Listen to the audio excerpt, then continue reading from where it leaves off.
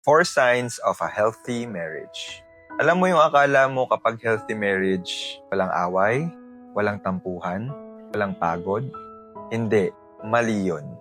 Ito yung totoo. Una, marunong kayong mag-usap kahit hindi kayo okay.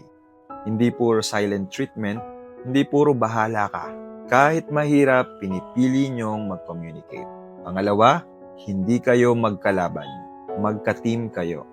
Kahit may problema, hindi ikaw versus ako. Ang mindset nyo, paano natin to ayusin together. Pangatlo, may respeto kahit galit.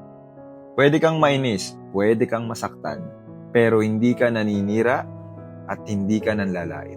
Kasi mahal mo pa rin kahit hindi mo gusto yung nangyayari.